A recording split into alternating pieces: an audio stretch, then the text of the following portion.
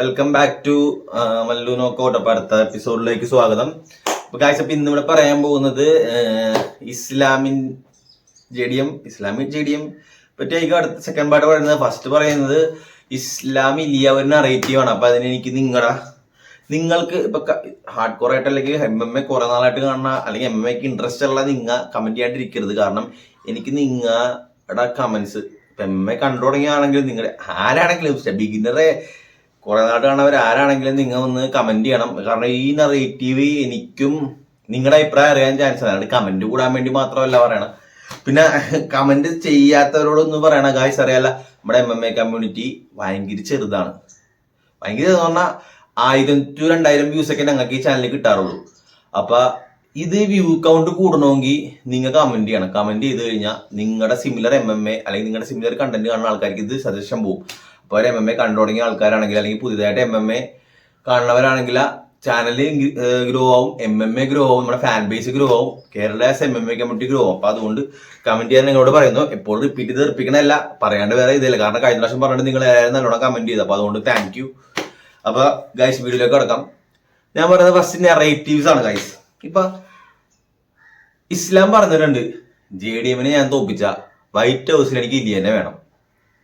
ഇലിയാണെങ്കിൽ 145 രാജിവെച്ചിട്ട് 155 വന്നത് തന്നെ ഇസ്ലാമിനെ ഫേസ് ചെയ്യാൻ വേണ്ടിയാണ്. അങ്ങനത്തെ നറേറ്റീവ് ഇലിയട.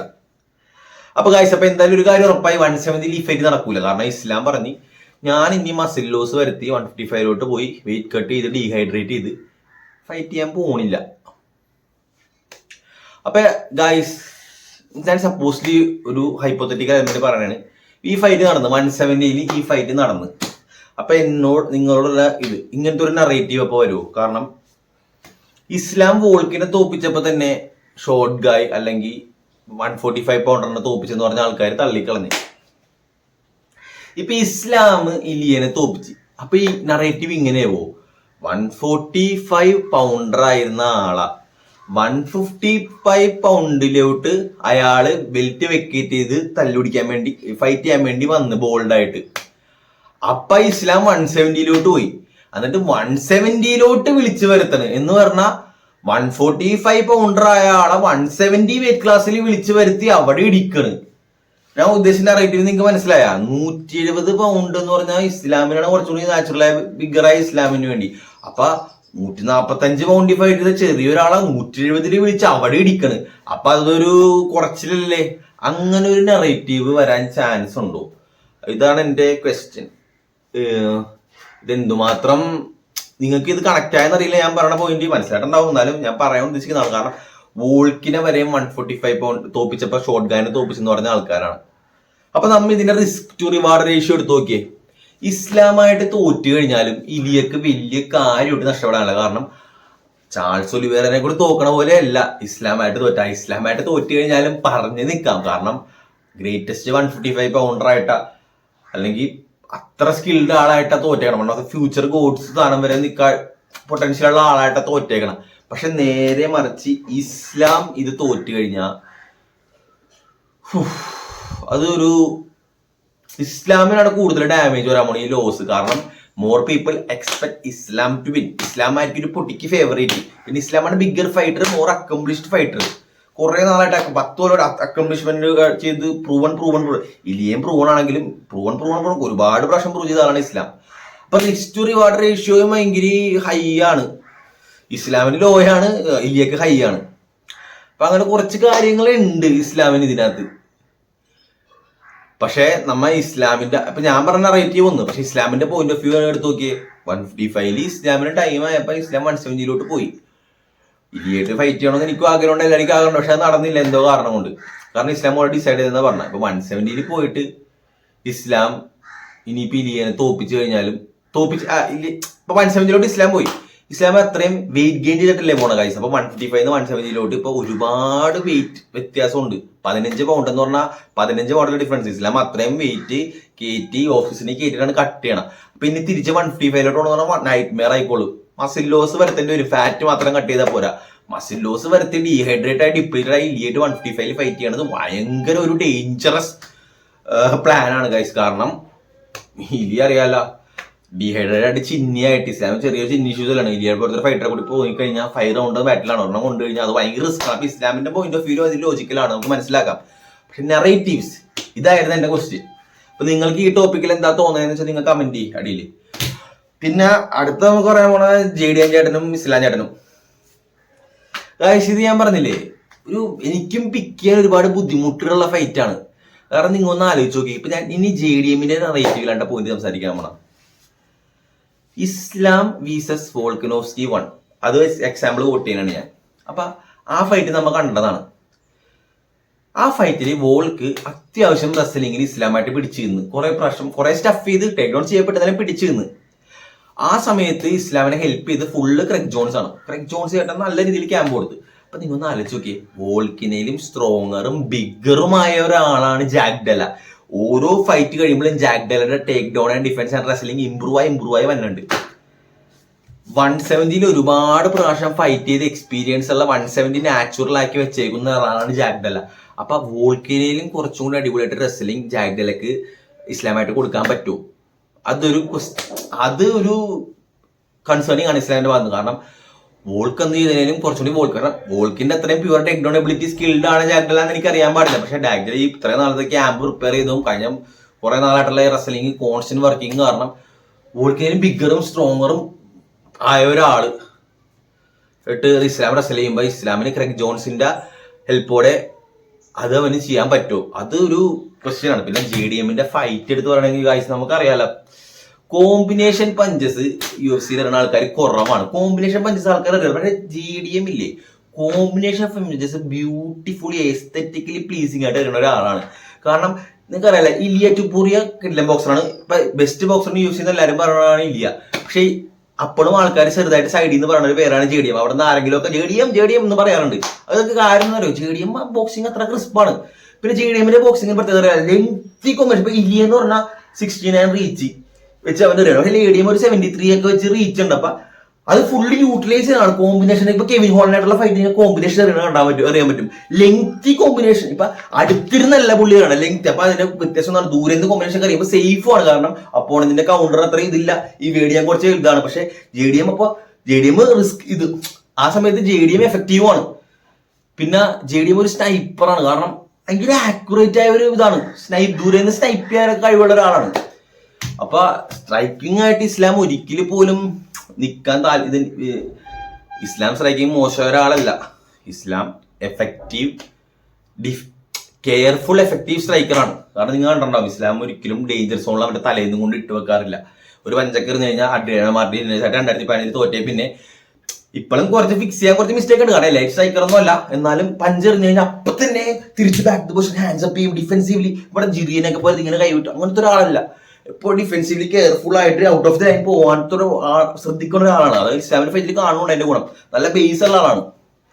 പക്ഷെ എന്തൊക്കെ പറഞ്ഞാലും ജാക്ക് ഡെലയായിട്ട് സ്ട്രൈക്ക് ചെയ്യാൻ പറ്റില്ല. സ്ട്രൈക്കിങ് വേറെ ലെവൽസ് ആണ് ഇവർ രണ്ടുപേരും. സ്ട്രൈക്കിംഗ് ഉള്ള ഡിഫറൻസ് പോലെ ഇവർ തമ്മിൽ റെസ്ലിംഗിൽ അതിനേലും കൂടുതൽ ഡിഫറൻസ് ഉണ്ട്. റെസ്ലിംഗിൽ അതിനേലും കൂടുതൽ ഡിഫറൻസ് ഉണ്ട്. അത് അടുത്ത പോയിന്റോട്ട് പറയാം.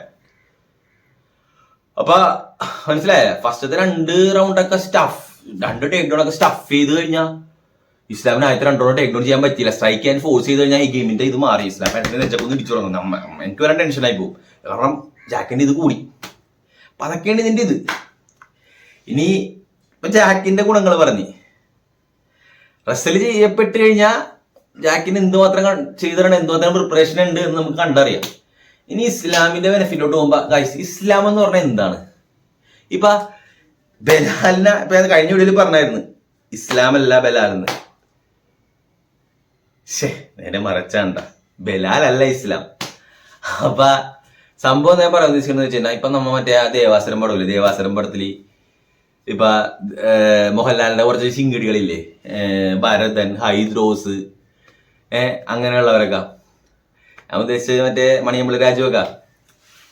അപ്പൊ അവരാണ് ബലാലി. നീലകണ്ഠനാണ് ഇസ്ലാം, ഫൈനൽ ബോസ്. അപ്പൊ ബലാലിനെ ചെയ്ത പോലെയല്ല ഇസ്ലാം എന്ന് പറയുമ്പോ എന്താണ്? റെസ്ലിംഗ് ആണെങ്കിൽ ബലാലിന് അടിപൊളി, സ്ട്രൈക്കിംഗ് ആണെങ്കിൽ ബലാലിന് എഫക്റ്റീവ്, ബലാലിന് ഡിഫെൻസീവ് സ്ട്രൈക്കർ തന്നെയാണ് ഇസ്ലാം. പിന്നെ ഗ്രാപ്ലിംഗ് ആണെങ്കിലും ലെവൽസ് പ്യുവർ ജൂജിറ്റ്സു എന്താണെങ്കിലും. അപ്പൊ കംപ്ലീറ്റ്ലി ഡിഫറെന്റ് ആളെയാണ് നമ്മ ഫൈനൽ ബോസിനാണ് JDM ഫൈറ്റ് ചെയ്യാൻ പോണത്. അപ്പൊ എന്തിനകത്ത് സംഭവം എന്ന് വെച്ചാ ഇപ്പൊ നമുക്ക് ഇസ്ലാമിന്റെ എന്താണ് ബെനിഫിറ്റ്? ഗ്രാപ്ലിങ്ങില് ഇസ്ലാം ടോപ്പിൽ ഒരു പ്രഷർ ഉണ്ട്, ഇസ്ലാമിന്റെ ഗ്രിപ്പ് ഉണ്ട്. പിന്നെ ഇസ്ലാം നമുക്ക് അറിയാല, കംസത്തിനെ പോലെ കബീബിനെ പോലെ പൊക്കത്ത് കയറി ചാവടാ എന്ന് പറഞ്ഞ് ഇടിക്കുന്ന ആളല്ല.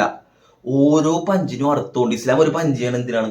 ഒരു ആം ട്രയാങ്കിൾ ചോക്ക് ചെയ്യാനുള്ള ഒരു സെറ്റപ്പിലോട്ട്, അല്ലെങ്കിൽ ഗിലറ്റീനിലോട്ട്, ഒരു ആം ട്രയാങ്കിളിലോട്ട്, ആംബാറിലോട്ട് പോവാവുന്ന ഒരു സെറ്റപ്പിന് വേണ്ടിയാണ് ഇസ്ലാം പഞ്ച് ചെയ്യണം. സിസ്റ്റമാറ്റിക് ബ്രേക്ക് ഡൗൺ, പയ്യെ പയ്യെ പയ്യെ.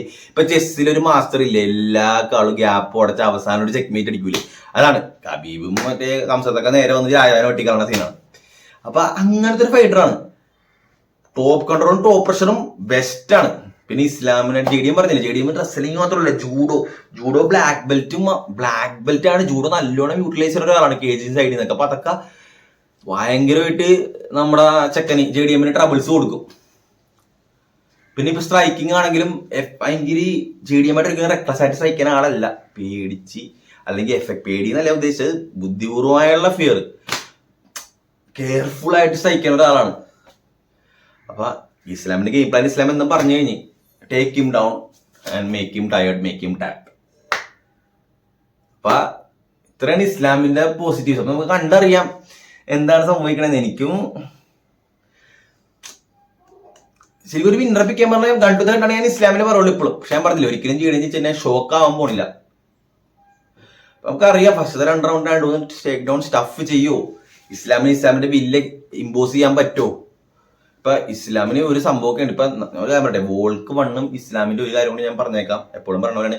വോൾക്ക് 1 ഇസ്ലാമും കൂടി ഇത്തിരി ക്ലോസ് ആയിരുന്നല്ല, വോൾക്ക് ഇസ്ലാം 1. അപ്പൊ അതിനകത്ത് ഒരു സംഭവം നമ്മൾ സംസാരിക്കുന്നത് വെച്ചാൽ ഇസ്ലാം സിവിയർലി ഡീഹൈഡ്രേറ്റഡ് ആയിരുന്നു. 18 മണിക്കൂർ അവന് വെയിറ്റ് കട്ട് ചെയ്തിട്ട് റീഹൈഡ്രേറ്റ് ചെയ്യാൻ പറ്റുള്ളൂ. സാധാരണ ഫൈറ്റിൽ 24 തുടങ്ങി 28, 34 മണിക്കൂർ വരെയും ആൾക്കാർക്ക് ഡീഹൈഡ്രേറ്റ് ചെയ്യാൻ പറ്റും. അപ്പൊ ബിഗർ ഫൈറ്ററായി ഇസ്ലാം സിവിയർലി കോംപ്രമൈസ് ആയിരുന്നു. എന്നിട്ട് വോൾക്കായിട്ട് 3 റൗണ്ട് ജയിച്ചു. അപ്പൊ ആ വോൾക്കിന്റെ ഫൈറ്റ് ആയിട്ട് കമ്പയർ ചെയ്യുമ്പോൾ നമ്മൾ ആലോചിക്കണം, അത് കോംപ്രമൈസ്ഡ് ഇസ്ലാമായിട്ടാണ് വന്നത്. അപ്പൊ അങ്ങനെയൊക്കെ വെച്ച് നോക്കുമ്പോൾ നോക്കിയേ ഇസ്ലാമിൽ പിന്നെയും ഇസ്ലാം ജയിക്കാനുള്ള സാധ്യത കൂടുതലുണ്ട്.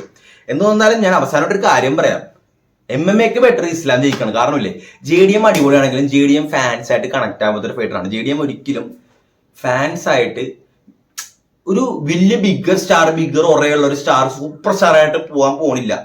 അപ്പൊ JDM ജയിച്ചു കഴിഞ്ഞാലും ഇസ്ലാമിന്റെ സ്റ്റോക്ക് ഒന്ന് താഴും, ഇസ്ലാമിന്റെ ഗ്രേറ്റ്നെസ് ഒന്ന് കുറയും. പക്ഷെ JDM ഒരു വെൽട്ടർവെയ്റ്റ് ഗോട്ടോ ഒന്നും ആവാൻ പോകണമെന്നില്ല ഇത്. പക്ഷെ ഇസ്ലാം ജയിച്ചാൽ എന്താണ്, നമുക്ക് win of the biggest fight in India അൺലോക്കായി. വൈറ്റ് ഹൗസിൽ ആ ഫൈറ്റ് നടക്കാൻ ചാൻസ് ഉണ്ട്. ഇസ്ലാമിന്റെ സ്റ്റോറിയാണ് കുറച്ചുകൂടി ബെറ്റർ. ഇസ്ലാമാണ് ഇപ്പൊ രണ്ടുപേരുടെയും കരയിൽ അവസാനിക്കുമ്പോൾ എന്തായാലും JDM വലുതായിട്ടൊക്കെ നമ്മൾ ഇസ്ലാമിനെ കാണണം, എങ്ങനെയൊക്കെ ഈ ഫൈറ്റ് പോയാലും. അത് അത്രേ ഉള്ളൂ.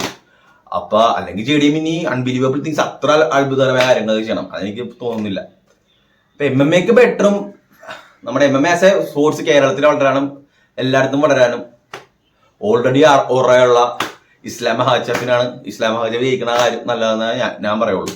ഇപ്പൊ Alex Pereira Ankalaev fight, first fight Ankalaev ജയിച്ചു കഴിഞ്ഞിട്ട് ഒരു ഗുണവും ഉണ്ടായില്ല MMA കമ്മ്യൂണിറ്റിക്കോ ഒരു കേരള ഫാൻ ബേസിനോ. കാരണം അങ്കലവ് വീട്ടിൽ പോയിട്ട് മിണ്ടാണ്ടിരുന്നു. അത് പക്ഷെ അലക്സ് ജയിച്ചു കഴിഞ്ഞപ്പോൾ എന്തായി, അത് MMA ഫാൻ ബേസ് കേരളത്തിൽ ഇത് ചെയ്ത് ഞങ്ങളുടെ ചാനൽ അത് കാണാൻ പറ്റി, എല്ലായിടത്തും അറിയാൻ പറ്റി. അതുപോലെ ഇസ്ലാം ജയിക്കാനാണ് ബെനിഫിറ്റ്. ഈ JDM ഒരു ലിയോൺ പോലത്തെ ഫൈറ്ററാണ്, പേഴ്സണാലിറ്റി ഫാൻസ് ആയിട്ട് കണക്ട് ആവണില്ല. My final pick is Islam. But ഞാൻ പറഞ്ഞില്ലേ 51, 52 to 48 അത്രയും ഞാൻ കൊടുക്കും, അത്ര ക്ലോസ് ആണ്. കാരണം JDM-നായിട്ട് ഞാൻ അത്ര ഇംപ്രസ്ഡ് ആണ്. JDM-ന്റെ കോംബോസും കാര്യങ്ങളൊക്കെ ഒരിക്കലും പാനിക് ആവാത്ത ഫൈറ്ററൊക്കെയാണ്. അപ്പൊ കൂടുതൽ കുറച്ചും കൂടെ നല്ല ഡീറ്റെയിൽ ആയിട്ട് ബ്രേക്ക് ഡൗൺ ഫൈറ്റ് വീക്കിൽ പറയുന്നതായിരിക്കും. ഇതാണ്ട് ഷോർട്ട് ബ്രേക്ക് ഡൗൺ. അപ്പൊ കണ്ടതിൽ സന്തോഷം. ഇത്ര നേരം കണ്ടിരുന്നവരാണെങ്കിൽ പിന്നെ ഇത്ര നേരം കണ്ടിരുന്നാണെങ്കിൽ നിങ്ങൾക്ക് കമന്റ് ചെയ്യുക, വീഡിയോ അഭിപ്രായം എന്തെങ്കിലും നിങ്ങൾക്ക് ഉണ്ടെങ്കിൽ കമന്റ് ചെയ്യുക. എന്ത് അഭിപ്രായം ഉണ്ടെങ്കിലും ലൈക്ക് ചെയ്യുക. പിന്നെ വീക്കിലി MMA കണ്ടതിന് വേണ്ടി സബ്സ്ക്രൈബ് ചെയ്യുക. ബീജ guys, bye bye bye by.